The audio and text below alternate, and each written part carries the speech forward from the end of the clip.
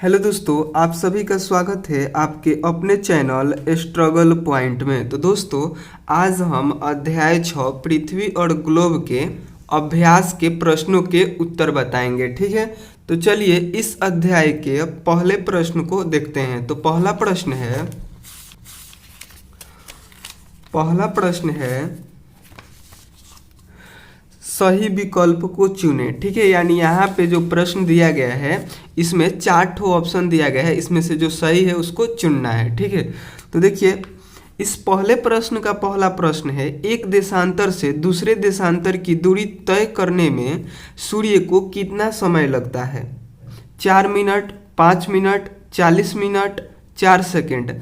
तो एक देशांतर से दूसरे देशांतर की दूरी तय करने के लिए सूर्य को 4 मिनट का समय लगता है। ठीक है, तो इसका कौन नंबर ऑप्शन सही होगा? ठीक है,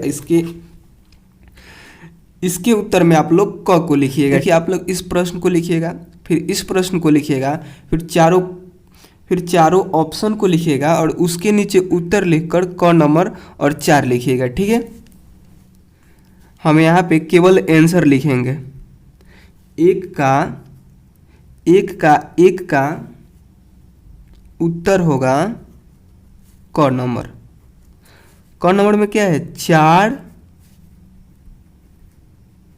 मिनट, सॉरी र नहीं रहेगा, मिनट होगा। ठीक है, और इसके अगला प्रश्न है सबसे अधिक गर्मी कहाँ पड़ती है? शीत कटिबंध में, शीतोष्ण कटिबंध में, या फिर उष्ण कटिबंध में, या फिर उत्तरी ध्रुव पर? तो सबसे अधिक गर्मी उष्ण कटिबंध में पड़ती है। ठीक है, यानी इसका आंसर होगा ग नंबर। ठीक है, ग नंबर में क्या है? उष्ण कटिबंध में। तो आप लोग फिर इसको भी ऐसे लिखिएगा, पहले इस प्रश्न को, फिर चारों ऑप्शन को, फिर लिखना है आपको उत्तर, और उत्तर लिख देना है ग नंबर। और ग नंबर में क्या है? उष्ण कटिबंध, उष्ण कटिबंध में। ठीक है, और यहाँ पे हम नंबर डाल दे रहे हैं कि 2 नंबर का उत्तर है। ठीक है, आप लोग को पूरा प्रश्न ही लिखना है। तीसरा प्रश्न है कर्क रेखा है, क नंबर ऑप्शन है 90 डिग्री उत्तरीय अक्षांश, ख नंबर है 23.5 डिग्री उत्तरीय अक्षांश, ग नंबर है 23.5 डिग्री दक्षिणी अक्षांश, घ नंबर है दक्षिणी ध्रुव। तो इसका सही आंसर होगा ख नंबर 23.5 डिग्री उत्तरीय अक्षांश। यहाँ पे आप लोग को हम समझा देखें, ये जो पृथ्वी का नमूना है यानी ग्लोब है, इसके देखिए उत्तर साइड में 23.5 डिग्री जाने पर इधर मतलब देखिए यह 0 डिग्री है, और इधर 23.5 डिग्री भी है, और इधर भी 23.5 डिग्री है। लेकिन हमसे क्या पूछा है कि कर्क रेखा कहाँ है?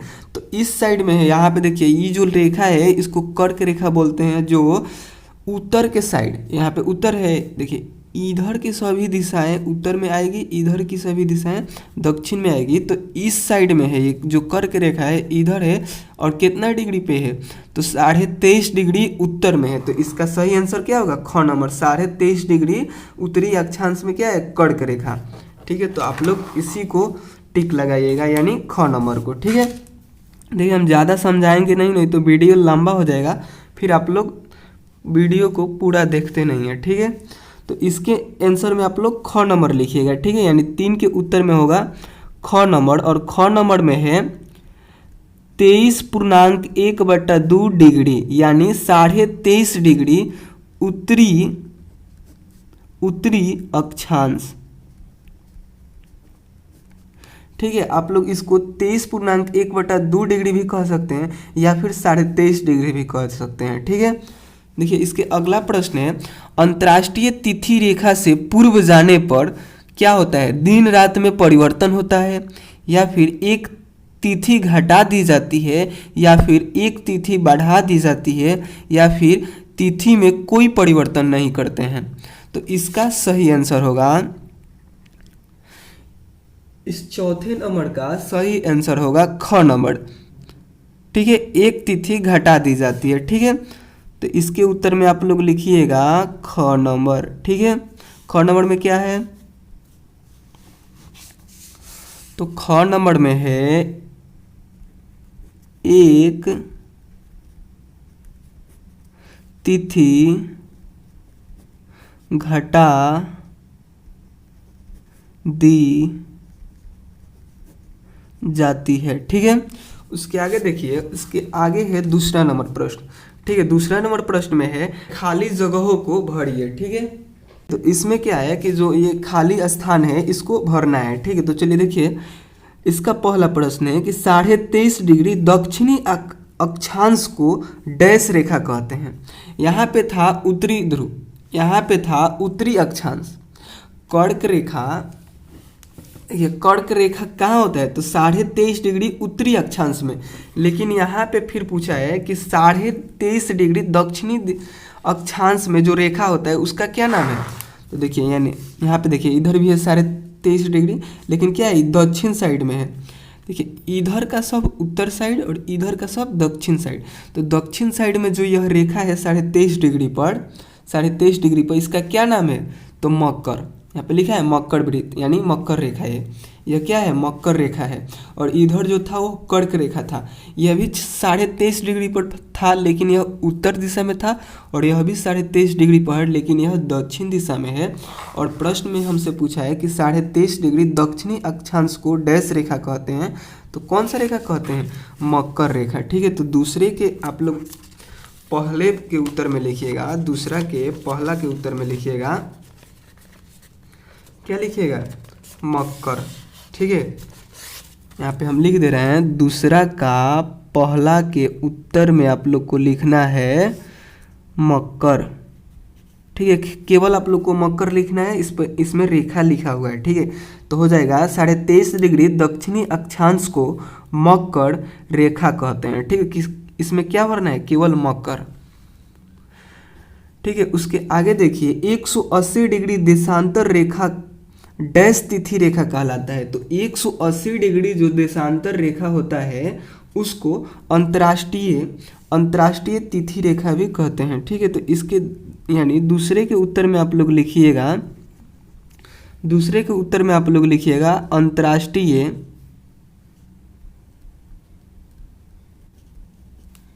बस। ठीक है, आप लोग को केवल लिखना है अंतर्राष्ट्रीय। ठीक है, और यहाँ पे तिथि लिखा हुआ है। ठीक है, तो यह हो जाएगा 180 डिग्री देशांतर रेखा अंतर्राष्ट्रीय तिथि रेखा है। ठीक है, उसके आगे देखिए, तीसरा प्रश्न है, पृथ्वी पर कुल डैश ताप कटिबंध है।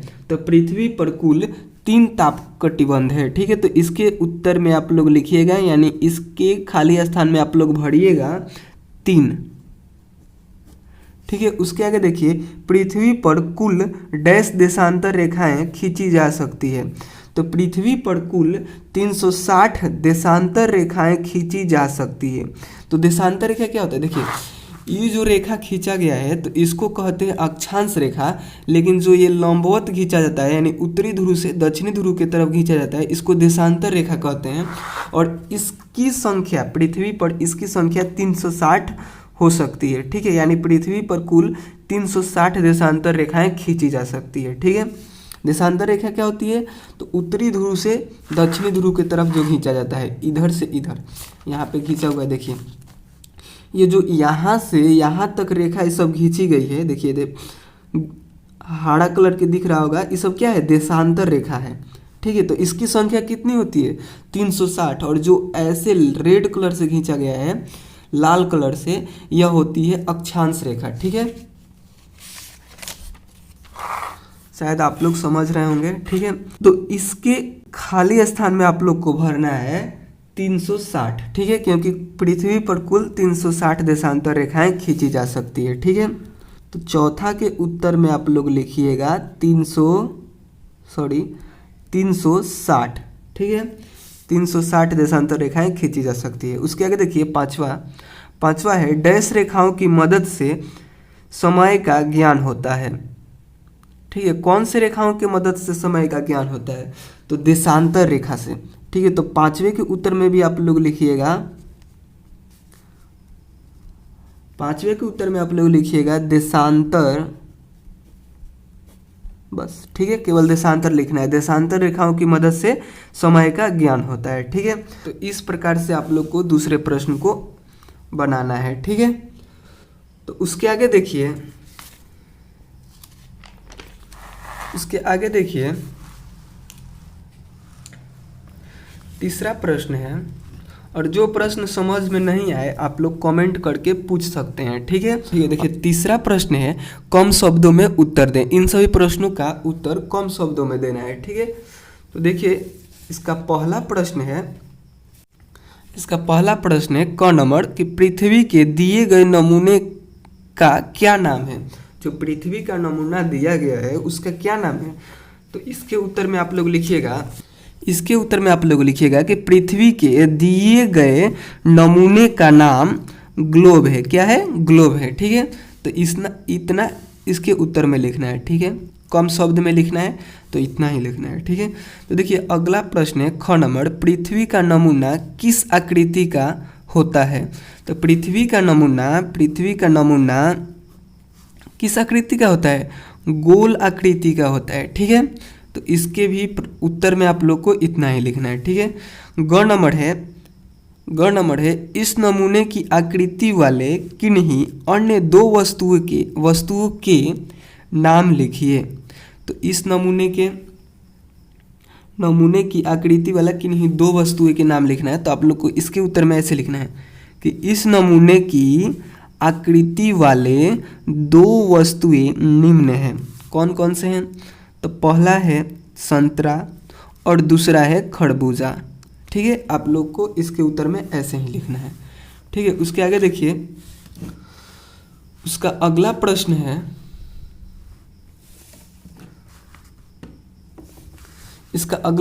है, पृथ्वी के इस नमूने पर कौन सी रेखाएं बनी है उनके नाम लिखिए।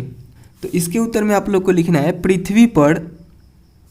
पृथ्वी के इस नमूने पर देशांतर रेखा, अक्षांश रेखा, विषुवत रेखा, कर्क रेखा एवं मकर रेखा बनी है, ठीक है। इसका नाम लिखना था, हम लोग लिख दिए कि ये रेखाएं बनी हैं।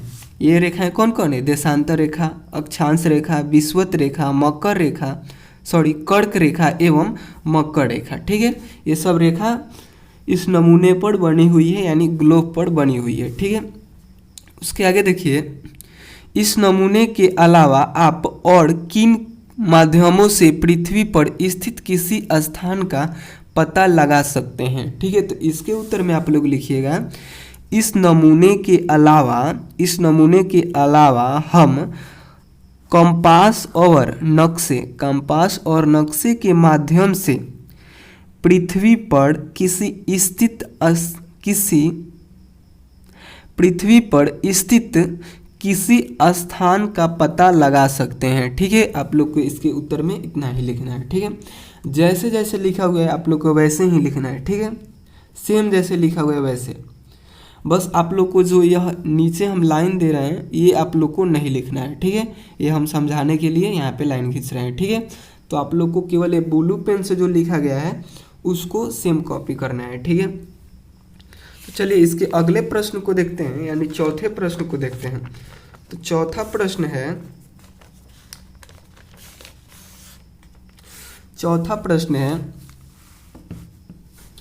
है निम्नलिखित प्रश्नों के उत्तर दे, ठीक है। और चौथा का पहला प्रश्न है अक्षांश वृत्त किसे कहते हैं, ठीक है। तो इसके उत्तर में आप लोग लिखिएगा भूमध्य रेखीय वृत्त एवं किसी स्थान के बीच जो कोण बनता है उसे उस स्थान का अक्षांश वृत्त कहते हैं, ठीक है। इसके उत्तर में आप लोग को इतना ही लिखना है, ठीक है। उसके आगे देखिए, दूसरा प्रश्न है दो प्रमुख अक्षांश रेखाओं के नाम बताइए। जो दो प्रमुख अक्षांश रेखा क्या होता है? जो ऐसे रेखा दिया गया है, देखिए जो इस दिशा से इस दिशा में आया है इसको कहते हैं अक्षांश रेखा, और यही ऊपर से नीचे रहता तो इसको कहते हैं देशांतर रेखा। तो आपको दो प्रमुख अक्षांश रेखा का नाम लिखना है। तो आप लोग क्या कीजिएगा, ये वाली जो आप लोग को रेखा दिख रहा है, ये वाला मकर रेखा और ये कर्क रेखा है, फिर विषुवत रेखा, ये तीनों में से किसी दो को लिख देना है, ठीक है। तो देखिए यहाँ पे हम लिखे हैं तो यहाँ पे हम लिखे हैं दो प्रमुख अक्षांश रेखाओं के नाम निम्न है। पहला है कर्क रेखा और दूसरा है मकर रेखा। ठीक है, आप लोग यहाँ पे विषुवत रेखा भी लिख सकते थे, लेकिन हम लोग को यहाँ पे दो ही लिखना है। ठीक है, तो दो प्रमुख रेखा का नाम हम लोग लिख दिए। ठीक है, उसके आगे देखिए तीसरा प्रश्न है पृथ्वी पर कितने कटिबंध हैं, इन कटिबंधों की विशेषताएं लिखिए। तो पृथ्वी पर कितने कटिबंध है? 3 कटिबंध है। तो देखिए आप लोग को कैसे लिखना है, तो इसके उत्तर में आप लोग को इस तरह लिखना है। ठीक है, देखिए पृथ्वी पर 3 कटिबंध है, पहले इतना लिखना है कि पृथ्वी पर 3 कटिबंध है। ठीक है, उसके बाद आप लोग को लिखना है कि उष्ण कटिबंध। ठीक है, पहला कटिबंध क्या है? उष्ण कटिबंध। ठीक है, और इस उष्ण कटिबंध के बारे में लिखना है कि इस कटिबंध में सबसे अधिक गर्मी पड़ती है। जो यह कटिबंध है इसमें सबसे अधिक गर्मी पड़ती है। यहाँ दिन और रात की स्थितियाँ सालों भर होती है। सालों भर कहने का मतलब कि रोज दिन होता है फिर रात हो जाता है, फिर दिन होता है फिर रात होता है, फिर दिन होता है फिर रात होता है, ऐसे उष्ण कटिबंध में होता है। ठीक है, तथा सूर्य की किरणें लंबवत पड़ती है। फिर आप लोग कहिएगा कि ये तो हम लोग के भी यहाँ ऐसा होता है, दिन होता है और रात होता है, लेकिन कहीं कहीं क्या होता है कि दिन और रात होता ही नहीं है। 6 महीना बाद दिन होगा और 6 महीना बाद फिर रात होता है। ठीक है, हम लोग जहाँ रहते हैं वहाँ डेली दिन और रात होता है। यहाँ पे हम लोग का भारत जो है यहाँ पे बना हुआ है, आप लोग को दिख रहा होगा। हम लोग का भारत जो है क्या है कि यहाँ पे हम लोग का भारत बना हुआ है। तो हम लोग के पास क्या होता है कि डेली दिन होता है और डेली रात होता है। ठीक है, हम लोग कहाँ पे है? समशीतोष्ण कटिबंध और उष्ण कटिबंध के बीच में है। और इधर जो देश होता है ध्रुवों के तरफ, यहाँ पे 6 महीना दिन और 6 महीना रात होता है। ठीक है, तो चलिए इतना हम नहीं समझाएंगे, नहीं तो फिर वीडियो लंबा होगा, और वीडियो लंबा होगा तो आप लोग देखिएगा नहीं। ठीक है, तो देखिए इसके अगला जो कटिबंध है उसको लिखिएगा, फिर दूसरा नंबर में लिखिएगा समशीतोष्ण कटिबंध। ठीक है, और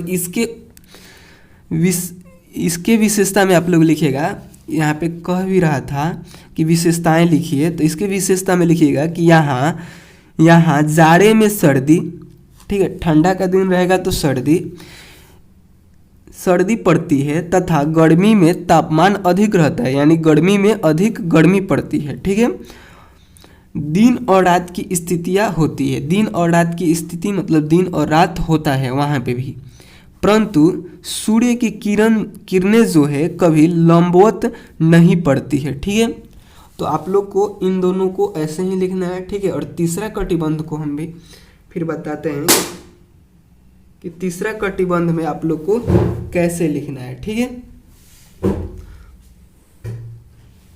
तो सबसे पहले आप लोग इसको लिख लीजिए।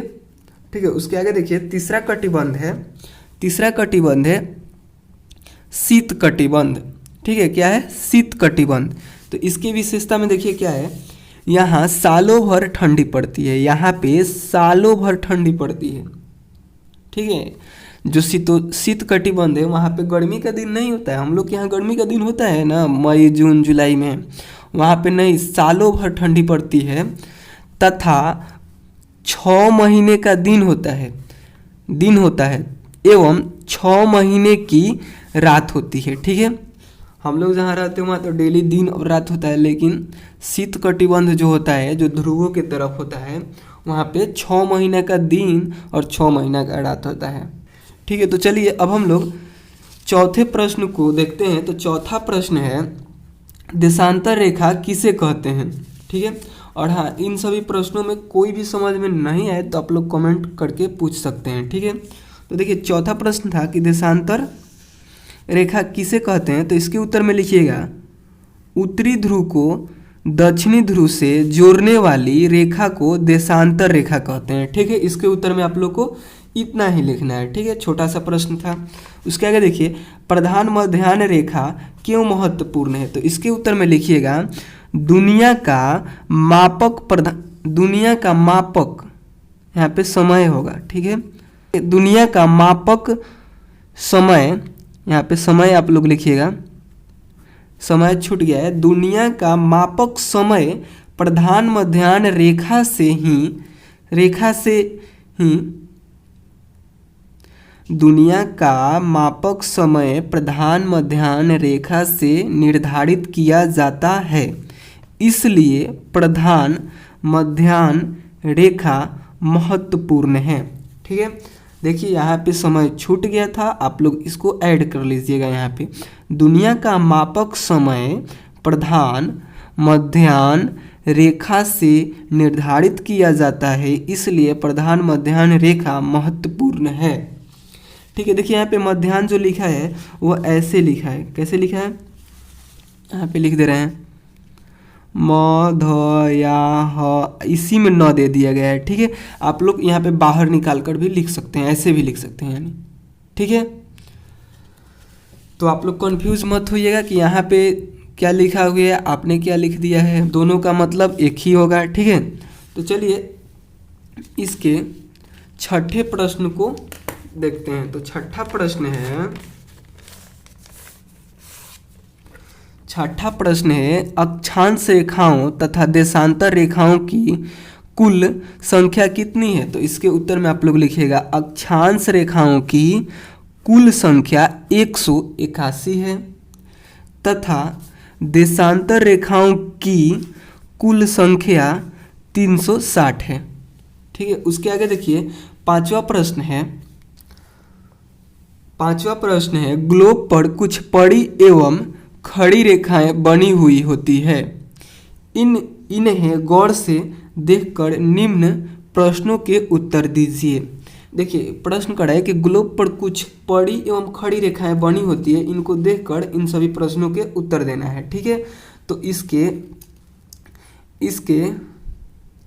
क नंबर प्रश्न है कि पड़ी या खड़ी रेखाएं किन दिशाओं के बीच खींची गई है। तो इसके उत्तर में आप लोग को लिखना है कि जो पड़ी रेखाएं हैं पूरब से पश्चिम तथा खड़ी रेखाएं उत्तर से दक्षिण दिशा में खींची गई है। ठीक है, यहाँ पे हम दिखा दें आपको, यहाँ पे देखिए जो यह पड़ी रेखा कहने के मतलब कि जो इधर से इधर मतलब इधर से इधर जो खींचा गया है इसको पड़ी रेखा बोल रहा है। तो ये पड़ी रेखा इधर से इधर यानी पूरब से पश्चिम के दिशा में खींचा गया है, और खड़ी रेखा यानी ऊपर से नीचे की तरफ जो खींचा गया है उत्तर से दक्षिण की तरफ जो खींचा गया है इसको खड़ी रेखा बोल रहा है। ठीक है, और इसको बोलते हैं देशांतर, इसको बोलते हैं अक्षांश रेखा। ठीक है, तो आप लोग को तो केवल इतना ही लिखना है, ज़्यादा दिमाग नहीं लगाना है। ठीक है, उसके आगे देखिए, उसके आगे है ख नंबर प्रश्न अंतर्राष्ट्रीय तिथि रेखा क्या है। तो इसके उत्तर में आप लोग को लिखना है कि 180 डिग्री जो देशांतर रेखा होता है, जो ऊपर से नीचे आता है और 180 डिग्री पर होता है देशांतर रेखा, उस रेखा को ही अंतर्राष्ट्रीय तिथि रेखा भी कहते हैं। आपसे पूछ रहा था कि अंतर्राष्ट्रीय तिथि रेखा क्या है, तो आप लोग इसके उत्तर में लिखिएगा कि 180 डिग्री देशांतर रेखा अंतर्राष्ट्रीय तिथि रेखा है, बस। ठीक है, उसके आगे देखिए ग नंबर किन्हीं दो पड़ी अथवा खड़ी रेखाओं के बीच किस प्रकार की दूरी है, समान दूरी है या असमान दूरी है।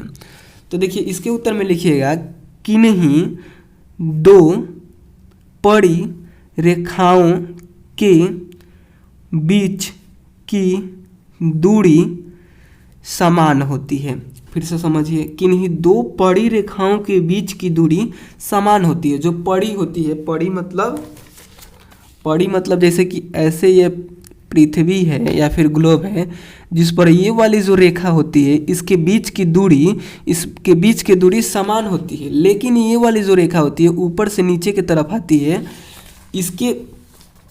इसके बीच की दूरी समान नहीं होती है। तो आप लोग लिखिएगा तथा किन्हीं दो खड़ी रेखा मतलब ऊपर से नीचे की तरफ, तो खड़ी रेखाओं के बीच की दूरी असमान होती है।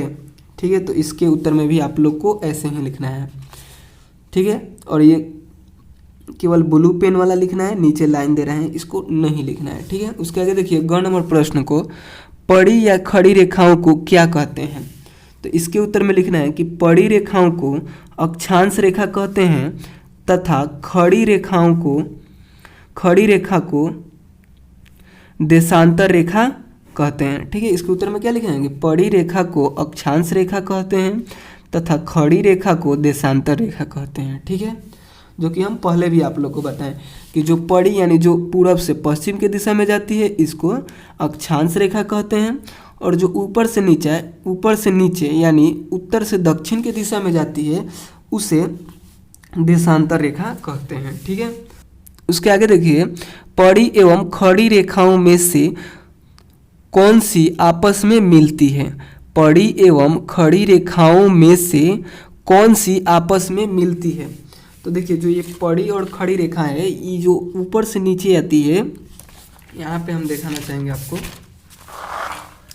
यहाँ पे जो ये रेखा है ऊपर से नीचे आ रही है, तो यहाँ पे देखिए यहाँ पे इसकी दूरी बढ़ जा रही है, और जैसे जैसे ये इधर जा रहा है ध्रुवों की तरफ, तो ये क्या होता है जाके आपस में मिल जाता है, इधर भी मिल जाता है और इधर भी मिल जाता है। तो यही प्रश्न में आपसे पूछ रहा था कि पड़ी एवं खड़ी रेखाओं में से कौन सी आपस में मिलती है। तो इसके उत्तर में आप लोग को लिखना है पड़ी एवं खड़ी रेखाओं में से खड़ी रेखाएं आपस में मिलती है, ठीक है। खड़ी रेखा मतलब देशांतर रेखा, जो ऊपर से नीचे की तरफ आता है देशांतर रेखा, वो आपस में मिलता है, ठीक है। तो इसके उत्तर को भी आप लोग समझ गए और ऐसे ही लिख लीजिएगा, ठीक है। तो इसके अगला प्रश्न को देखिए, किन्हीं दो प्रमुख पड़ी एवं खड़ी रेखाओं के नाम लिखिए। तो इसके उत्तर में आप लोग को लिखना है कि दो प्रमुख पड़ी एवं खड़ी रेखाएं निम्न हैं। पड़ी रेखा, तो पड़ी रेखा में कौन कौन सा आ जाएगा। पड़ी रेखा यानी आप लोग को लिखना है कि अक्षांश के नाम लिखना है, जो पूरब से पश्चिम दिशा में होता है। तो उसमें प्रमुख क्या है, कर्क रेखा है तथा मकर रेखा है। और खड़ी रेखा जो ऊपर से नीचे आता है उसमें कौन कौन से प्रमुख रेखा है, दो ठो, उसका नाम लिखना है। तो उसमें है प्रधान देशांतर रेखा, ठीक है। प्रधान देशांतर रेखा किसे कहते हैं, तो जो 0 डिग्री देशांतर रेखा होता है उसका एक स्पेशल नाम होता है जिसको प्रधान देशांतर रेखा कहते हैं, ठीक है। और ये सब क्या होता है, तो कर्क रेखा किसे कहते हैं। तो कर्क रेखा आप लोग को जैसे कि वीडियो के शुरू में ही हम बताए थे, एक ठो प्रश्न भी था उस पर ऑब्जेक्टिव वाला। तो देखिए जो ये होता है, ये अक्षांश रेखा जो होता है 23.5 डिग्री उत्तर में रहता है तो कर्क कहते हैं, और वही दक्षिण में रहता है तो मकर कहते हैं, ठीक है। इसी प्रकार ये जो प्रधान देशांतर रेखा होता है तो यह 0 डिग्री देशांतर रेखा का स्पेशल नाम है, इसका अलग एक ठो नाम है। 0 डिग्री देशांतर रेखा का स्पेशल नाम है प्रधान देशांतर रेखा, ठीक है। और दूसरा है अंतर्राष्ट्रीय तिथि रेखा, जो 180 डिग्री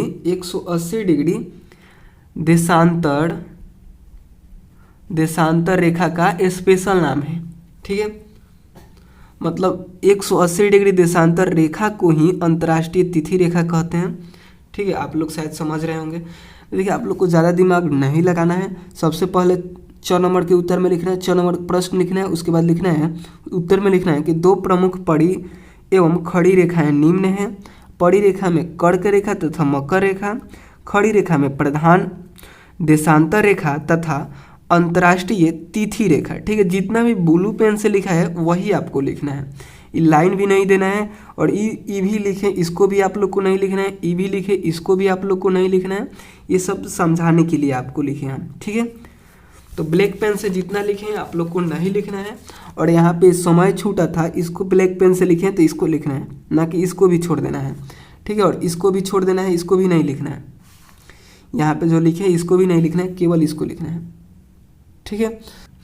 तो इन सभी प्रश्नों का उत्तर हम बता दिए, ठीक है। इसके आगे है करके देखिए, ठीक है। ये आप लोग को खुद से करना है, पता कीजिए भारत किस कटिबंध में। तो देखिए यहाँ पे हम बता दें कि भारत जो है समशीतोष्ण कटिबंध में भी है और उष्ण कटिबंध में भी है, यानी भारत यहाँ पे है। भारत का आधा हिस्सा समशीतोष्ण कटिबंध में पड़ता है तथा आधा हिस्सा उष्ण कटिबंध में पड़ता है, ठीक है। तो ये आप लोग को लिखना नहीं था, केवल जानकारी के लिए आपको पता होना चाहिए कि भारत 2 कटिबंध में पड़ता है, समशीतोष्ण और उष्ण। ठीक है, इसलिए भारत में गर्मी भी पड़ती है और ठंडी भी पड़ती है। ठीक है, उसके आगे देखिए, अगर आपको शीत कटिबंध में स्थित किसी देश में जाना हो तो आप अपने साथ कौन कौन सी सामग्री लेके जाएंगे। तो शीत कटिबंध में ठंडी पड़ेगी तो आप लोग क्या क्या लेकर जाइएगा, ठंडी की वस्तुएं जैसे स्वेटर, टोपी, ये सब लेकर जाइएगा। ठीक है, उसके आगे देखिए, बच्चों को ग्लोब उपलब्ध कराएं तथा उसकी मदद से दिए गए प्रश्नों का उत्तर दें। ये टीचर्स के लिए है कि बच्चों को ग्लोब उपलब्ध कराएं और इन दोनों प्रश्न के उत्तर बताएं। हम आप लोग को ऐसे ही समझा दिए इसी पे। ठीक है, इसी पे समझा दिए, और हमारे पास ग्लोब भी नहीं है, नहीं तो ग्लोब पे हम आप लोग को समझा देते हैं। ठीक है, तो चलिए, अगर आप लोग को वीडियो अच्छा लगा हो तो प्लीज़ लाइक कीजिएगा, और चैनल पे नए हो तो सब्सक्राइब भी कीजिएगा। ठीक है, और इससे पहले का कोई भी वीडियो नहीं देखे हैं तो आप लोग इस नंबर पे व्हाट्सअप मैसेज करके उन सभी वीडियो का लिंक लेकर देख सकते हैं, या फिर इस वीडियो के डिस्क्रिप्शन बॉक्स में भी प्लेलिस्ट का लिंक है, आप लोग वहाँ से भी जाकर देख सकते हैं। ठीक है, तो नंबर है 7255057205। ठीक है, इस नंबर पे आप लोग व्हाट्सअप मैसेज करके उन सभी वीडियो का लिंक लेकर देख सकते हैं। ठीक है, तो चलिए मिलते हैं अगले वीडियो में, तब तक के लिए बाय दोस्तों।